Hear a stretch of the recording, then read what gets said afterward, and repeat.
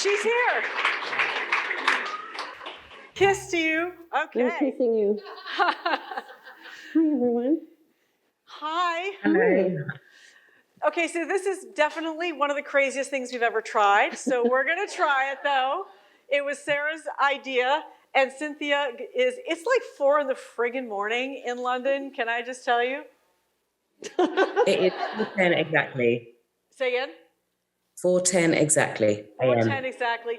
Thank you from our hearts for waking up. I can't imagine why in the world you wanted to be here, but I think I know because we started a conversation, Sarah, with us about female ambition and the limits of female ambition, and why that is. Why is that, Sarah? Let's just jump right on in. Why there's a limitation? Well, let's just say that there is some indications and sort of signaling in the culture, perhaps, that there should be limits to what you want to do as an actress or what Cynthia wants to do. And I think that we started talking about this in regard to your portrayal of Linda Tripp in Impeachment. And so I'll let you tell it, because you'll tell it better. I guess I'm interested in the conversation about ambition as it pertains to women, because I'm constantly confronted with my own feelings about it when I'm around other women. And sometimes what I think my knee-jerk response can be to seeing a supremely confident woman walk into the room and sort of take the stage and take the space and own her right to be there, and how immediately I get so insecure about why I'm not able to do that confidently and comfortably. And I realized I then immediately turn that on the person and decide, oh, well, they're just some kind of like really crazy, confident person. And I turn it into a flaw. And I'm sort of interested in this idea as women, how we can find a way to sort of support the idea of ambition and take away some of the sort of societally imposed negative connotation when you think about the work of women versus the work of men. And the desire to do good work and powerful work and important work. I feel men, certainly in our industry, are often celebrated for their desire to do great work. And sometimes I feel it can be misconstrued when a woman wants to endeavor to do the same thing. Well, when you say define great by great, and Cynthia, jump on in here, I mean, you mean defined by certain parameters that are acceptable in some way. Yeah, I mean, I guess often as women, and I'll be specific to myself as Black women, you're sort of required to do work that is good and safe, and when you do work that's good and safe, it doesn't really make anyone feel uncomfortable, because most people are used to you being the good and safe person on screen that you can rely on and make yourself feel better with, as opposed to those complicated characters that make you have to question the moral gray areas of everybody's life that we are all privy to. And so when you realize that that's the thing that isn't the norm, even though it's the norm in reality, it can be daunting to take the step and allow yourself to step into those roles. And I guess I agree with Sarah in that we have to find a way to start celebrating those roles and encouraging ourselves to keep challenging people to give us the space to do those roles, to create those roles as well, because that's really the only way we can see the full scope of color in us. And it's also the only way we can explore our talents and how we can actually change ideas about what womanhood is. And I sort of think it requires the audience, not you specifically the audience, but an audience to show up for that. It's not something being done in a vacuum, I think. Ideally, when done in the most creative and collaborative way possible, you kind of need the audience to be willing to look at some uncomfortable things on screen that then might sort of illuminate things that they're struggling with themselves, or yeah, I think. Well, so Sarah, you have a really broad array of characters that you've played, and you said something really interesting when we were. Sorry, it's a very weird chair. Yeah. My mic pack is sort of dictating that I must sit up straight. You must sit up straight. Do you want a different chair? Yeah, if you could swap the chair, I'd be so great. Okay. Can't do that. No. Okay. But, got to go. But the sentiment. Gotta go. Yeah, just kidding. Okay. Sorry. To bring it back seriously, and sorry about the chair. You were talking, when we were discussing this earlier, about your role, and we're going to get to Linda Tripp in a minute, in 12 Years a Slave, and you, in which you played a slave owner, you played a slave owner, actually, the wife, on a plantation. The movie is brutal, absolutely brutal. And you said that you're not that person, but that some people would not have taken that role. Yeah, Friends of yours, I know for example. some friends of mine, actresses, who were approached about auditioning or meeting, and they said to me that they were very surprised I was willing to do it, because they thought it was not career suicide, but at that point I was like, I don't even know what career, I don't even know what that means. I just know here's an opportunity for me to act with one of the great directors I believe that we have. I know Cynthia's worked with him as well. I think he's such an extraordinary person and an excellent filmmaker. But for me, it is more interesting to explore my own ugliness, personally, me, Sarah, the gnarly tree that lives inside me that is complicated and not always of pure thought and deed,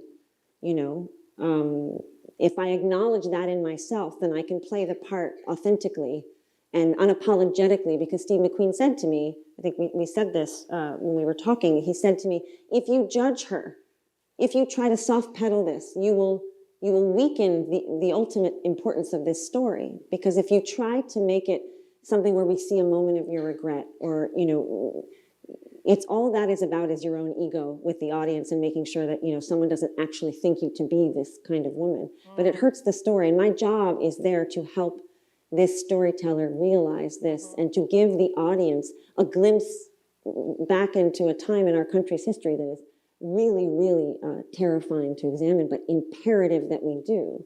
So in what way, and I want to ask this to each of you, do you feel that even though we have made strides in gender equality, and I talked about some of the statistics and the larger number of roles available to women, and playing Aretha, that's certainly about as exciting a role as you can get, and challenging, but also exciting, right? Yes, for me to watch it. That for you to watch it, for example. Yes. Yeah, and also many of us to say like, well, why did it take this long to even do a project like that? But what is in the culture that holds you back? I mean, you can make those decisions yourself. Yes, I'm going to play a slave owner's wife. Yes, I'm going to put on a fat suit and play Linda Tripp because that's what the role requires. And that is, it's not me. So who is telling you, or what is the signaling that you're getting that makes you feel like for some reason it's not approved, or it's not sanctioned, or it's not desired of you, for example? I'm going to ask each of you that, but. I think there are many different sort of like levels that dictate what is required or what's necessary or what can be done, whether it be a studio head when you're pitching something and this woman might be slightly complicated, and if the feedback is, well, can we maybe that moment with her son isn't quite right, or maybe this person could be a little bit more, easy to deal with. Is the morality of this person a bit too far? Often it's sort of, it might be that, it might be yourself. You might be stopping yourself in ways, or because we're so used to seeing sort of uncomplicated women now. We're sort of moving towards complicated women, but we've been so used to seeing easy, happy-go-lucky, good people when it comes to women. When it comes to even mothers, it's like uncomplicated mothers who seem to be perfect and get it right all the time, which is unfair to real mothers who have to figure it out every single day. And often, if our audiences are used to seeing that, then we keep feeding that to our audiences as opposed to letting the audiences see what the everyday is like for many different women around the world. But it starts at the top, to be honest, whether it be a studio head or an exec who is in the room when you're pitching something. It starts with them being brave enough to say, yeah, we'll do something different with you. We'll do something that feels dangerous. We'll do something that doesn't feel particularly nice or feel particularly sunny or doesn't end in the happy ending at the end of it, and we don't see this woman as a hero. Or she doesn't have to be a hero. She might be an anti-hero. She might be just a normal everyday person who lives in the gray areas of life. But often we simplify what women can be. They're either the evil stepmother or the heroine, and there's nothing in between, which tends to be what happens when you sit in these rooms, and that's what people want. And so it sort of takes a Sarah, and it takes a me, and it takes a Liesl, who I know is sitting in the audience, to decide to paint complicated pictures of who we are so that we get a three-dimensional view of the lives we live. We sort of have to be brave enough to force it on people, to be honest. You were really hurt by some of the things people wrote about your, I don't know if it was about your performance as Linda Tripp or your choice to play Linda Tripp. Well, I hope it, I think it was probably a healthy combination of both. And I think there were a couple people who thought it was good. I'm just kidding. No, I'm kidding. Yeah. I thought it was great. Thank you. That's really the one that matters to me, so thank you. But from a particular perspective of you shouldn't be playing. There was that felt particularly gender specific. Right. And I couldn't get a sense whether it was me, woman, Sarah Paulson, or just woman in general. We talked about this a little bit, but it did hurt my feelings, but partly because it felt, as often happens when you're criticized for your work or when you're celebrated too. It can happen in the reverse as well. But it's very hard to not personalize, and it's very hard to not want to say, but do you know that I just spent 2 years of my life and that I gained 30 pounds to play this part, and that I slept, breathed, wept, bled Linda Tripp for 2 years. So for you to sit down at your computer and decide that this endeavor was maybe not worthwhile and that maybe I shouldn't have been the one to play it, is so hurtful and also wrong, because one of the great things about what we do is there is an opportunity for interpretation that is up to the individual. Cynthia's Aretha is different than someone else's Aretha, but if we don't have her interpretation and her lens and her worldview and her heart and her mind engaged with that performance, we don't have the beautiful end of that. We don't get to digest that performance and take all of that in, the good, the bad, and the ugly. And so you could say that, I think, about any great performance ever, or any shitty performance. Can I say shitty? They can be interpreted in a million ways. It's why when we go to see a Broadway play and we're seeing the 40th production of The Glass Menagerie, but we're so excited to see, whomever's playing.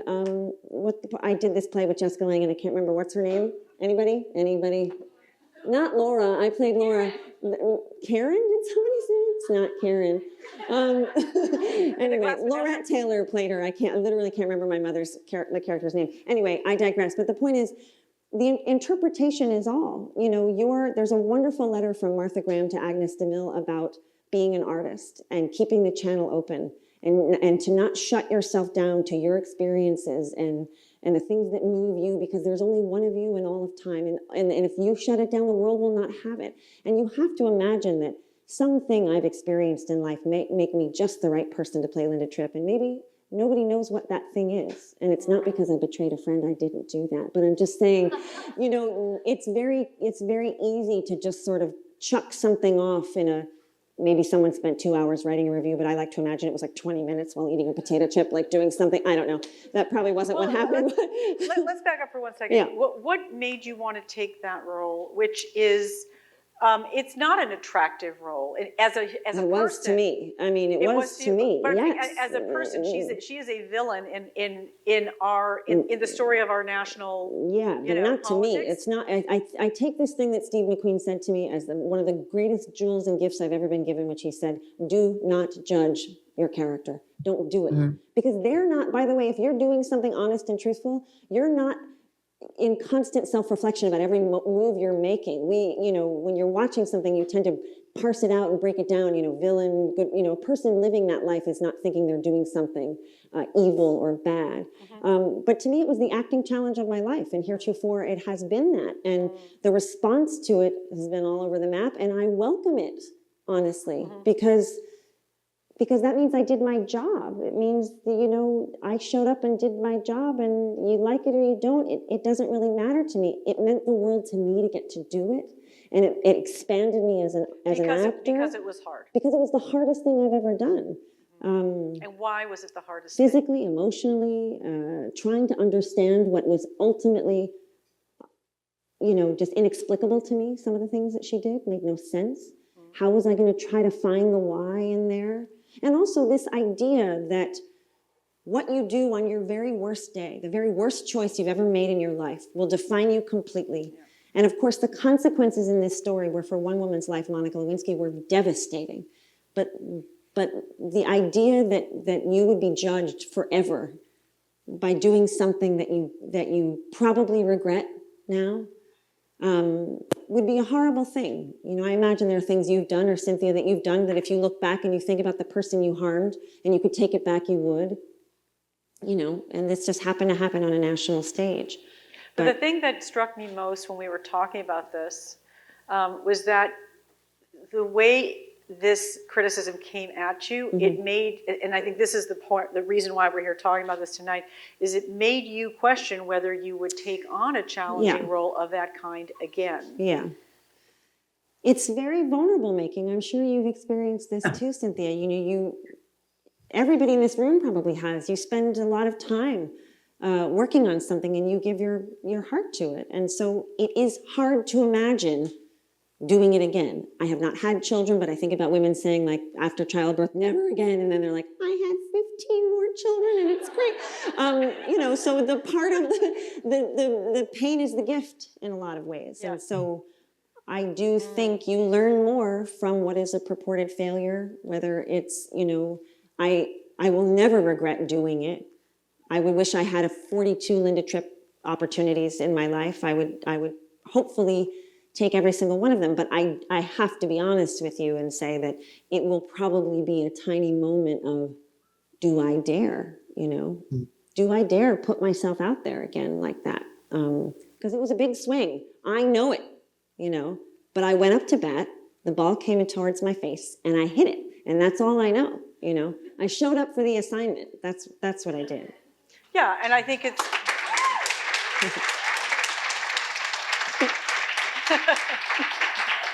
I like it. You like her. I like her. I love her. I love her so much. I think she's such a wild talent and an extraordinary human being. And we're so lucky to be alive at a time when she's doing the work she's doing. That's how I feel. That's nice. I love you. Thank you.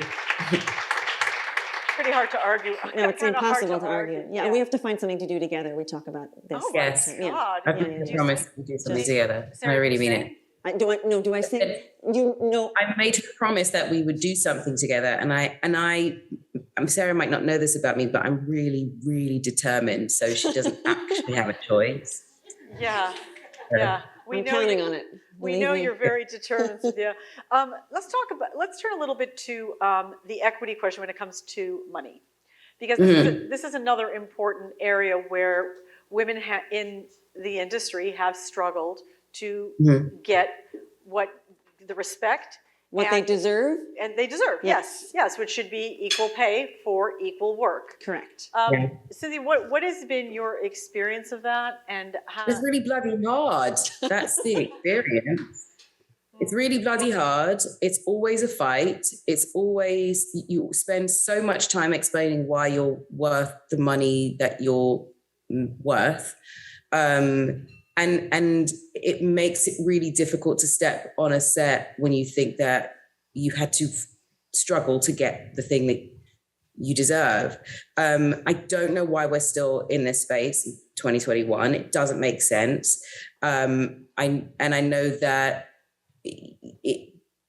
I'm willing to keep fighting, and I'm lucky enough to have a team that sort of will stick with me through everything and try and get what it is that I need in order to tell the story. Because I think often what is sort of discounted is how much work goes on around the film. The film or the TV show or whatever is the pleasure. Like, you can do your work. The work is, you get paid for the work that you're doing, yes. Right. But you also get paid for what you particularly bring to the project. And then you're also supposed to be paid for the thing that you have to do for the project itself afterwards, and the promotion of it, and the long hours and the flights that you take, and all of the things that make the film or the project or whatever work after you've been standing on set for hours and days and months. That all is work that doesn't get paid for after the fact. So if you're doing a 6-month film and you're paid, and you're number one on the set, let's say, and you're paid, I don't know, 2 million or something, and you realize that your male counterpart is paid 4 or 6, you sort of think to yourself, well, why aren't we equal? Why aren't we making the same amount? Because we're here pretty much the same amount of time. We have to give the same amount of energy, and we have to give of ourselves after. And that is a loose. Say again. Are you speaking about a specific? This particularly, that was just an example out of the blue. But there are examples where I know I've been paid a hell of a lot less than my male counterparts, or than an example who's doing comparably the same thing, and we're sort of stuck in a place, and I'm sort of trying to get my team, who is willing to go the distance, to just keep working with people to get what is worth. I have to ask, do you want to share anything specific? Not that we would tell anyone. I don't know if I want to share something specific, but there is something I'm sort of like working on right now that doesn't feel like it's coming to what I need it to come up to. And I know that there are people who are, men who are doing roles that are comparable to that particular role, and they are paid 3 times, 4 times what they've offered me. Mm-hmm. But that's not an odd occurrence. That's something that's a regular occurrence. What do you think can be done? What do we do about that? I mean, I think I feel like it will take for us as women, when these roles come up, to sometimes to say no, to like not be afraid to say no, that's not what I'm worth, and I can't do that. And there is, and there is obviously the fear that if I say no, will I be able to work again? But I do think there is a strength in numbers thing that we sometimes forget exists. And so I think sometimes we think that we're working within a silo, but actually there's a whole slew of us sort of dealing with the same situation. But if we never line up together, if we never come to the same like start point and go, okay, let's just together as a team decide that if this is not right, I say no. Mm-hmm. We can never sort of create a unit. Do you know what I'm saying? And I think that's actually what it's going to take. We have had instances where men have stepped up and asked that their female counterparts be paid the same or more. It doesn't happen enough. And I don't believe that we can rely on that. It doesn't happen enough. We need the men too. We need them to help too. Yeah. What has been your experience on this question of pay equity? I I've worked with a lot of women. So, we've all just been going, I don't think we're making enough money. But it hasn't been so much. There's actually a producer I worked with in this room on a very sort of all-female project, and getting someone to play the man, the part that was not the part, it was not the show, the movie, whatever it was not about them. They were there to support the women. The story was about the women. Getting someone willing to do that was a real feat. Really it was. And this is not, and I'm something I might be doing now, finding a guy to support me that is the caliber that they want financially, meaning not the actor themselves, but the producers. Yeah. And finding someone willing to do something when the writing is great and the people are great, but it ain't about them, can be hard, And I think somehow there has to be a little bit of, we've been, playing supporting roles in stories about men since the dawn of time, So it'd be very interesting if there was a willingness. And I'm sure there is in some, I did finally say to my agent, let's not go after some megawatt thing. Let's find the person for whom the story speaks to enough that they'd be so happy to be here. Because I promise you that that's going to, end up with a better result. Somebody who really wants to be there to be part of telling a story, rather than, an opportunity for financial gain. I guess. Then, for the world that you want to be in, right?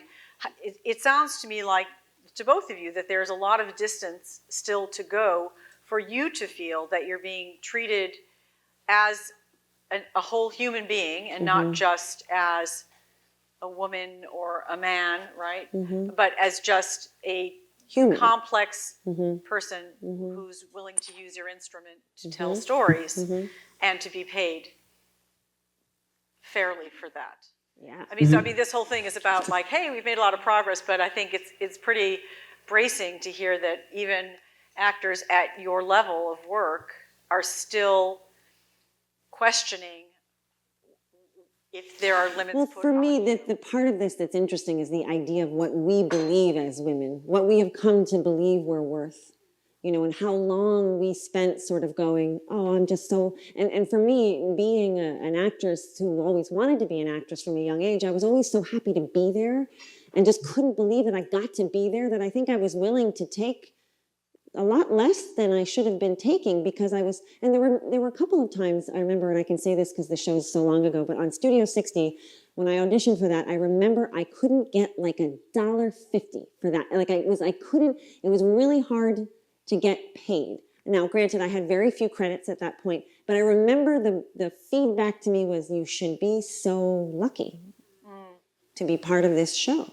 Right. And I thought, but what about you want me, right? So do I not help make the show the thing that you hope it's going to be? But it's an interesting thing, and that goes in your mind long enough as a human. I'm sure, men experience this in different ways as well. But as a woman, to sort of feel like, I guess I'm just supposed to be so grateful, and I'm not supposed to step into my own power or my own acknowledgement for me to sort of go, no, you want me, you've got to pay me, like you say, the instrument is this, it's this thing, whatever I got going on here. So but it is a kind of collective consciousness that I think we all have kind of inhaled, whether we meant to or not. It's this sort of like internalized misogyny story that is part of our universe, part of the fabric of our daily lives. And so I know that I myself have taken many a spoonful and just thought, thank you for letting me be here. Because I still have that young person in me that dreamt about doing this. And the fact that I get to means I don't want to ruin it by asking for something I think that guy's getting, because I'm afraid someone's going to take it away, quite frankly, and that's up to me to kind of calibrate and figure out how to stand up. Because when we all do it together, that's, I think, when it, we all are sort of battling these stories that we tell ourselves about our worth, that it's not even about, not loving oneself or not. It's just something that I know I have grown up with this idea of, and I've got to break that a little bit for myself. I think we all do. Well, I think it's beautiful that you're willing to share that Oh. in this room. And this is a safe room, and people who, There's a lot of people in here with no masks on. I'm scared. well, we're very I feel far away. frightened. Everybody here is vaccinated. Cynthia, you're very lucky. You're somewhere else. Just kidding. Cynthia, I want to ask you, you are about to play Elphaba in Wicked, so, and we're all very excited to see you do that. Is that moving forward? Are you prepping for that? I think we go in June, July for rehearsal, and we start filming then. Yeah. Okay, so you'll keep us posted on whether there's any developments there, but we're just speculating here about where there might be conversations of going on about payment, but pay her, guys, just pay her, is what I would say. Well, thank you. I mean, thank you so much for coming to the Power Women Summit and being so honest. And Cynthia, thank you also for giving up your night's sleep to share these important things, because I think that, for so many people in the industry, if you guys are willing to talk about these things, then that is how we make progress, and that we know other people know that they're not having these thoughts alone in their head, and you guys know that there is a community that wants to come together. I mean, that's ultimately what we're all doing here anyway, right? Is we all want to tell stories so that we all feel a little bit less alone in the world. And that's what this is about. So the more we talk, the more we share, the more we confide in one another, the better shot I think we have at having things shift. And what I would just say personally, as a fan of yours, is that I hope that you do take that challenging character and the not intuitive choice that other people might impose on you, and that's where your work is going to shine, and you grace us with those performances. Thank you. That's very. And just like a last thing for you, Sarah. Like, whenever you feel like I'm not sure if I should do this, if the deciding force is what others think, your barometer is stronger than that. So I would turn that round, reroute it, and go, am I interested in meeting this person? Have I met this person before? Because that really is the thing that I've sort of learned to rely on, because there are billions of people in the world who have their own opinions of whatever we are doing, and so should they. But if the person we get to meet is interesting enough for us to take the risk to be a vessel for them to be met, then do it. Life's too short. And the one thing you don't want to do is go away and regret it. I love you. I love you. Love you. Thank you, Sarah. Thank you, Cynthia.